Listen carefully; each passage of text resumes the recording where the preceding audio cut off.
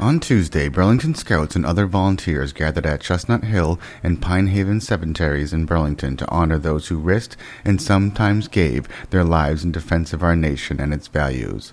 They were placing American flags on the graves of all the veterans buried here in Burlington in preparation for the town's upcoming Memorial Day ceremony.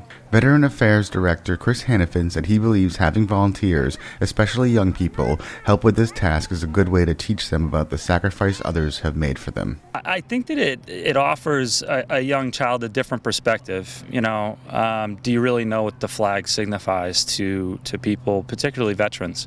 And so when you give them that opportunity to look at a name on a marker, a grave marker, I did it this afternoon with my son, and I tried to point out, a few like Paul McGinnis, who was a 21-year-old that died in Vietnam. That flag was put over his casket and folded up and handed to his family as the last token of gratitude for a grateful nation of their service. And I think that's being lost nowadays within the conversations of what the flag actually stands for. I think it stands for unity. I think it stands for diversity. I think it stands for the freedoms that we kind of take for granted here.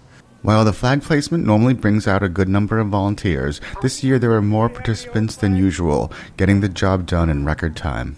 Yeah, I'm looking at my watch now, and it's under 30 minutes, at least for Chestnut Hill. Pine Haven's almost done right now.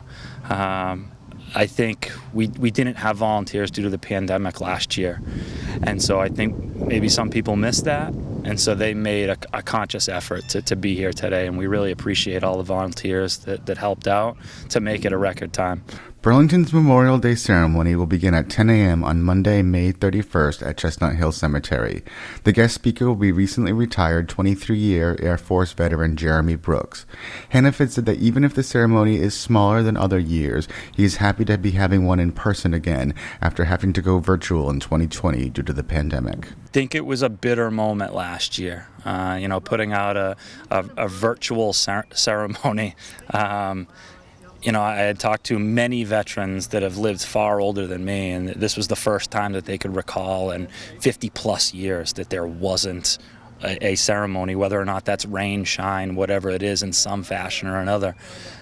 So I think, this year will be particularly important. I know that there were family members that lost loved ones last year that weren't here in person in the cemetery to hear those names, and I think that particular event is something that Burlington citizens hold dear.